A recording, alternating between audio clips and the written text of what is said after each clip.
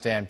Congressman, I read the statement that you put out yesterday. You said, quote, "A month and a half ago, President Biden promised us that the scenario currently unfolding before our eyes was impossible. He lied. It was possible and entirely preventable." What do you make of this international crisis that we've gotten ourselves into? Well, I was on the phone with former Secretary of State Mike Pompeo yesterday and our Republican conference. And Pompeo, who I serve with, smart man, very capable, #1 in his class at West Point, knows what he's doing. And he says this is the worst foreign policy failure in his lifetime, and I agree with him 100%. This thing was totally preventable. President Biden absolutely did not listen to his advisors. He paid no attention to what was going on, and turned around and says the buck stops here, and then says it was all Trump's fault.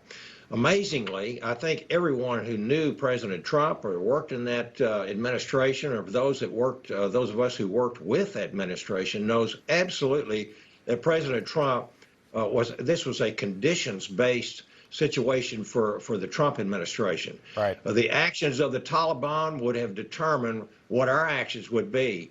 And let's just one quick statistic here, Rob. There were only I think that the number of troops were dropped from 15,000 to 1,500 under President Trump. Yeah.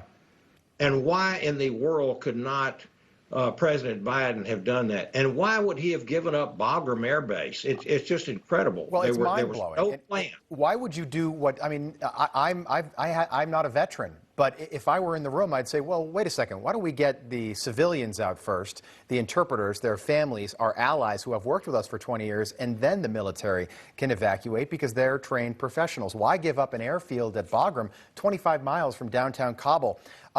You and Joe Biden, by the way, he was a senator when Saigon happened in 1975.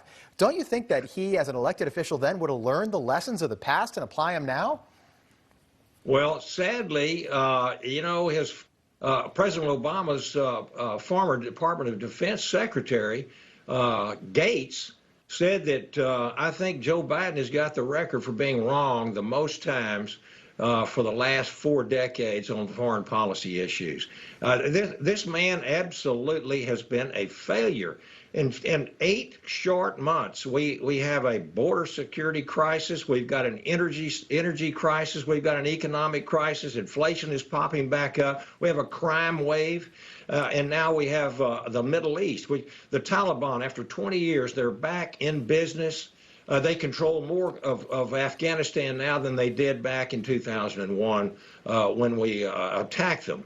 It is amazing that we have a situation here that is so incompetently led. And you represent the state of Texas. Yeah, you represent the state of Texas, and we've got numbers out from the border now. So 1.3 million and change have crossed illegally that we know about. If we stay on this pace, it'll be the worst year in U.S. history at our southern border.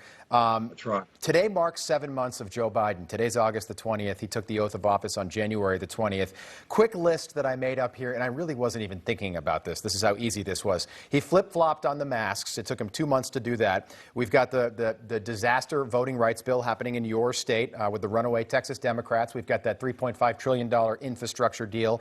The border, Cuba, people forget about Cuba, massive inflation, gas prices, and now the situation in Afghanistan. People voted for him, and they voted for stability, and they've gotten the exact opposite. Your thoughts? There is no question. I mean, it's been nothing but chaos, going back on his word, flip-flops. It's just, you know, it's incomprehensible how I think the Democrats know that there's a real problem in the White House right now. And, you know, we're just going to have to cross this river here sometime because the United States cannot continue to have flubs like this. We absolutely, I mean, giving up billions of dollars of our equipment over there. Seeing the Taliban run around with M4s and M16s and help, you know that the Taliban, Rob, have more Black Hawk helicopters than the country of Australia, one of our allies now. It's just unbelievable. It is unbelievable.